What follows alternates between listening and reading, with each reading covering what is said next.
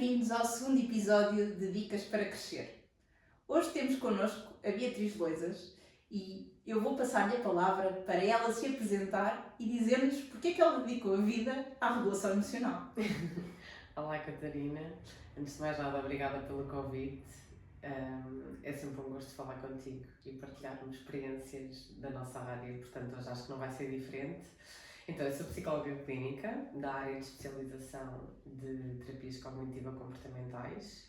Depois de estudar a parte clínica, especializei-me também em psicologia escolar e educacional, para conseguir trabalhar tanto com crianças como com adultos, não é? E agora, sobre um bocadinho o que nos propusemos a falar hoje sobre a parte da regulação emocional, surgiu desde o início que comecei a trabalhar com crianças e com adultos por perceber o quanto estas questões da regulação emocional, das emoções, afetam o dia-a-dia das pessoas e em como aprender a lidar com as emoções pode melhorar o seu dia-a-dia e o seu bem-estar.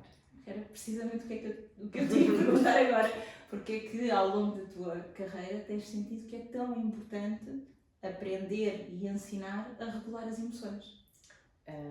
É isso mesmo, quando as pessoas aprendem a lidar com as emoções de uma forma melhor, mais positiva, conseguem transformar a sua vida e o seu dia-a-dia e a forma como se relacionam com os outros. E consegue ser uma ferramenta fundamental tanto para crianças como para adultos. Cara, mas será que consegues explicar-nos um bocadinho melhor o que é isto de regulação emocional? Porque nós ouvimos tanto falar de regulação emocional, mas às vezes é difícil definir. O que é a regulação emocional? Certo. Então, a regulação emocional é a capacidade que nós temos de reconhecer, de compreender, de gerir as nossas emoções, de forma a respondermos às situações de uma maneira que nos beneficie a longo prazo. Ou seja, não significa suprimir as emoções, controlar as emoções, não de todo, mas sim encontrar uma forma saudável de lidar com elas. Olha, e de acordo com a tua prática, o que é que tu sentes? Quais são os sinais que vão sendo mais evidentes de que uma pessoa tem dificuldade em regular as emoções? No dia-a-dia ter explosões de raiva, ataques de choro, os chamados ataques de pânico, né? As pessoas sentirem-se desreguladas e não conseguirem comunicar com os outros de uma forma saudável sem ser a discutir, por exemplo, a gritar. São queixas muito comuns sim, que nos aparecem em terapia. Sentirem que estão sempre à flor da pele, costumam dizer que com facilidade choram e que não percebem porquê. E muitas vezes estes sinais afetam o seu trabalho, as suas relações, o seu bem-estar. No fundo, é, tal como estavas a dizer, as emoções à flor da pele, sentir que há uma dificuldade de lidar com aquilo que nós sentimos. Cada um de nós sente de uma forma construtiva. É deixar-nos quase raptar pelas emoções e não ter uma relação saudável com elas. Sim. Olha, no que toca a crianças, que é uma área que eu sei que também é muito especial para ti, quais são as estratégias mais diretas que tu podes recomendar para falar sobre regulação emocional com crianças? Sim. Para os pais, especialmente ensinarem a identificar as emoções, a nomeá-las. Quando alguma coisa acontece, por exemplo, estão a brincar e dizer, olha, eu compreendo que te sintas frustrado por o brinquedo não estar a funcionar, por não conseguir estar a brincar aquilo que queres, não é? Para uma próxima situação a criança conseguir dizer ao pai ou à mãe, olha, eu sinto-me frustrada, eu estou triste, eu estou chateada. Mas isso é difícil às vezes até para nós adultos, não é? Porque às vezes, e em jeito de brincadeira, é um recurso que se usa muito em terapia ao monstro das cores, que nos fala da confusão. Que é, até nós adultos às vezes o que sentimos é confusão. Sim. Mas, portanto, uma das estratégias é tentarmos identificar como é que sentimos determinada emoção no nosso próprio corpo. Exatamente. É isso? Como podemos sentir no corpo, seja porque estamos com o coração a bater muito rápido, com a respiração acelerada, os músculos tensos, ou pelo contrário, se estamos mais relaxados, não é? De todas as emoções. E há vários jogos e histórias disponíveis para os pais conseguirem ensinar estas questões às crianças, a nomear as emoções com com as histórias é sempre mais fácil, não é? Eles gostam muito mais, sempre. Aliás, brincar é das melhores formas de aprender. Exatamente. Eu uso isso como desculpa ainda hoje para brincar. Para nós brincarmos. Exatamente. Olha, e no caso dos adultos, há diferenças importantes nestas estratégias de funcionamento e de regulação emocional? Sim, para os adultos a prática de mindfulness é uma grande aliada. Saber parar, respirar, observar o nosso corpo, como é que nos estamos a sentir e tentar também perceber como é que funcionam estas coisas dos pensamentos automáticos, não é? E perceber quando eles surgem se são reais ou se somos nós a tentar antecipar um perigo ou um momento estressante para nós. Eu às vezes digo meio a brincar, meio a sério, que o pior sítio onde conseguimos estar é na nossa cabeça, porque realmente estes pensamentos automáticos, quando são demasiado intensos, tornam-se difíceis de gerir. Sim. Portanto, independentemente da idade. E acho que para os adultos também são um grande desafio. Portanto, se tivesses que partilhar assim uma técnica rápida ou uma ferramenta que, como é óbvio, não há dicas transversais, não é? E eu em jeito de brincadeira uso muito depende, porque cada um tem a sua estratégia e cada caso a sua forma de intervir. Mas que sugestão é que tu podias dar de uma ferramenta de intervenção mais ou menos transversal? Sim, eu costumo usar muito a técnica da respiração de 4 tempos, que é, durante 4 momentos diferentes, respiramos durante 4 segundos. E isto é, inspirar pelo nariz durante 4 segundos, manter o ar preso nos pulmões durante mais 4 segundos, só depois disso expirar pela boca durante 4 segundos e novamente manter 4 segundos pulmões vazios de ar. Porque nós quando estamos a respirar de forma incorreta, digamos assim, temos a tendência de respirar e mal temos o ar dentro de nós, queremos expulsar logo. E isto ajuda principalmente a conseguir não só sentir a nossa respiração, ter noção dela, não é? De que devemos manter o ar dos pulmões e depois expulsá-la, e também na prática isto funciona melhor porque enquanto estamos ocupados a contar de 1 a 4, não estamos nestes tais pensamentos automáticos que falámos anteriormente e acaba por nos acalmar. Ativamos o sistema nervoso parasimpático e isso deixa-nos mais tranquilos. Eu confesso que me estava a deixar ouvir a tua voz e eu própria estava a tranquilizar-me enquanto tu estavas precisamente nessa contagem, ou seja, realmente é uma estratégia que pode ser muito eficaz, quer para o outro fazer connosco, quer para interiorizarmos e podermos aplicar. E é ótimo porque ninguém percebe que o estamos a fazer, não é? Estamos prestes a ter a palavra numa reunião importante ou numa apresentação ou alguma coisa importante que queremos contar a alguém e estamos nervosos e estamos interiormente a contar até 4, quem é que percebe? Estamos a fazer isso? Ninguém, não é? Estamos só a respirar. Essa é uma parte fantástica, que é não mostrar aos outros, às vezes as fragilidades. Exatamente. Quer queiramos, quer não. Também há este mito da dificuldade de partilhar os mal-estares que vamos sentindo. Olha, e neste teu percurso enquanto psicóloga, tens acompanhado processos de mudança em que quando realmente as pessoas aprendem estratégias para se autorregular, acabam por aumentar o seu bem-estar psicológico de forma significativa? Sim, felizmente sim.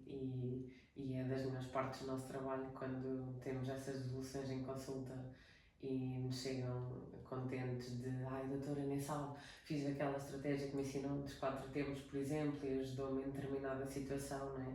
Estou-me a lembrar do caso de uma paciente que lidava com ataques de ansiedade frequentes e que depois de trabalharmos várias técnicas, não só esta, mas várias técnicas de regulação emocional, que ela passou a conseguir identificar estes gatilhos que a deixavam mais ansiosa e a reduzir estas crises de ansiedade. Isso deu-lhe muito mais confiança e mais liberdade no seu dia-a-dia. E quais é que tu sentes que vão sendo os maiores obstáculos para que nós o consigamos fazer? Muitas pessoas acreditam que têm que controlar as emoções, não é? E nós já sabemos que as emoções não se controlam. O que nós controlamos é o que nós conseguimos fazer com elas, não é? E o facto das pessoas acharem que as podem controlar levam a que ignorem o que estão a sentir, a suprimir essas emoções, não é? E o desafio é mesmo este, é aceitá-las e aceitar as emoções antes de saber o que fazer, de como agir com elas. E o que é que nós fazemos quando achamos que elas são mesmo incontroláveis? Se for num momento mesmo incontrolável, novamente podemos focar na respiração, não é? Obrigar-nos quase a ter este momento de pausa, mesmo que breve, pode ser o suficiente para não explodirmos, para não gritarmos, para não sairmos a bater uma porta, não é? Impedir que essa emoção escale, que nos deixe fora do controle, que é isso que as pessoas têm dificuldade a aceitar, e procurar um espaço seguro depois para refletir, olha, o que é que eu senti naquela situação? Seja a conversar com uma pessoa de confiança, a escrever num diário, por exemplo, sobre o que sentimos nesse momento, pode ajudar.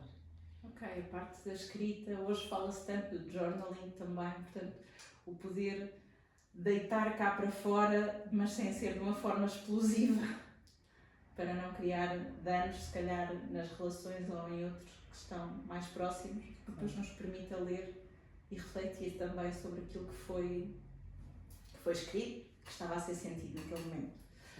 Ok, e enquanto pais e cuidadores, que estratégias é que podem ser importantes ensinar a estes adultos para depois os adultos ajudarem a modelar as crianças nesta regulação emocional? Sabemos que o exemplo é crucial, não é? Em tudo o que é educação, os pais tendem sempre a tentar dar o exemplo para depois os filhos os replicarem. Nós já sabemos que as crianças são mini esponjas, não é? E se os pais mostram como lidar com as emoções de forma saudável, é natural que os filhos depois o consigam fazer, não é? E criar situações e momentos em que estas emoções possam ser aceites, não é? A criança perceber que está tudo bem em sentir-se triste, em sentir-se zangada quando não consegue atingir um objetivo, é meio caminho andado para perceberem que está tudo bem e que faz parte da gestão do dia-a-dia saudável. Sim, exatamente. E percebermos que muitas das vezes, ainda voltando um bocadinho atrás à tua pergunta anterior, às vezes outro obstáculo pode ser a falta de paciência para lidar com estas situações e percebermos que, como qualquer outra habilidade, que esta parte da regulação emocional é uma habilidade e que requer paciência, requer tempo. E não é por falarmos com a criança uma vez sobre isto, ela não vai aprender logo, não é? Precisa de praticar e está tudo bem. Esse realmente é um grande desafio, não é? Porque passamos a vida a querer que as conquistas sejam para ontem e esquecemos que também neste caminho de aprender a lidar com as emoções é preciso tempo, é preciso espaço, não é? para errar, falhar e no dia seguinte tentar outra estratégia e perceber como é que pode funcionar. Não é? Porque uma estratégia pode funcionar hoje e no dia seguinte já não ser eficaz. Exatamente. Quer na regulação emocional como em tantas outras áreas da vida. E se tu pudesses quase sintetizar assim numa mensagem alguma dica para melhorar a regulação emocional, o que é que tu dirias? Uma mensagem para quem nos está a ouvir? Sim, uma mensagem para quem nos está a ouvir. Para serem gentis consigo mesmos, porque esta parte da regulação emocional, como estávamos a dizer, é uma aprendizagem, é um processo contínuo. E uma pequena melhoria no nosso dia a dia já faz uma grande diferença. E se nós formos passinho a passinho e formos celebrando os nossos progressos em vez de nos estar constantemente a autoflagelar. Exatamente, e autoflagelar, mas sim. É bem caminho andado, não é? Tal como queremos que as crianças aprendam e respeitamos o tempo delas, também temos que nos respeitar enquanto adultos. Temos as mesmas dificuldades.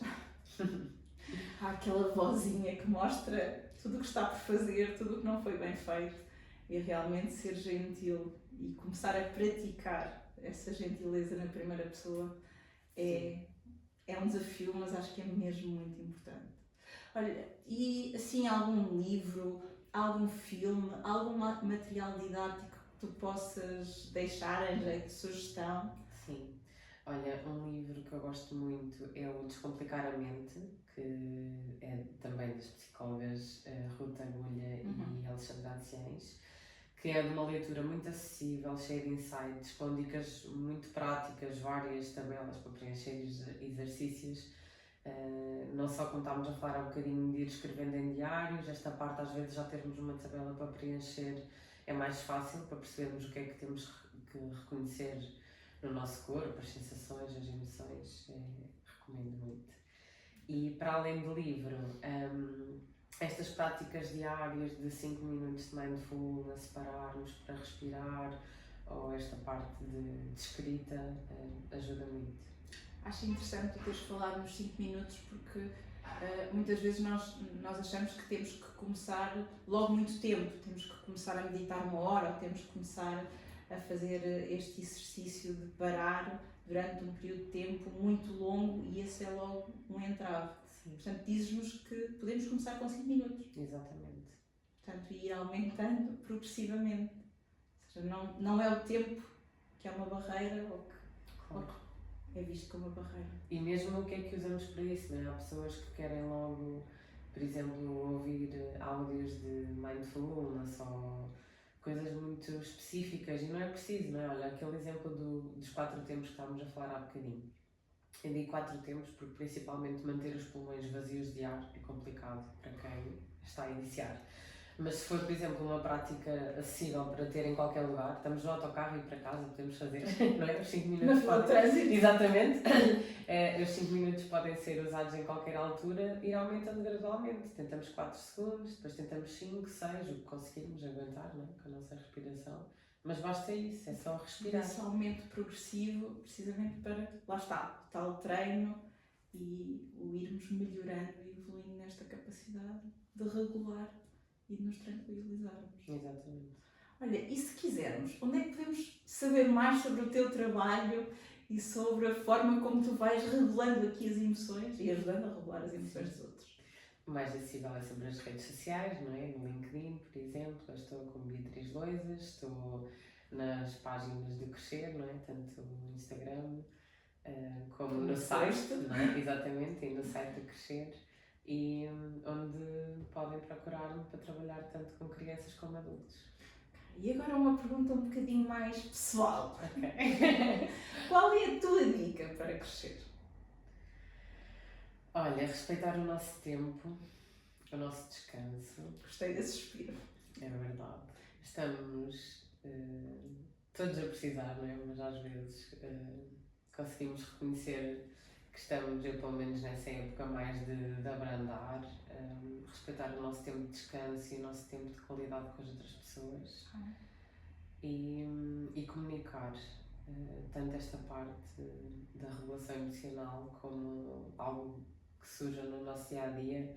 Acho que se aprendermos a falar sobre isso e partilhar com as pessoas que mais gostamos, resolvemos a nós próprios e saímos sempre todos muito mais tranquilos. Vamos melhorando as nossas relações e a verdade é que nós somos seres de relação.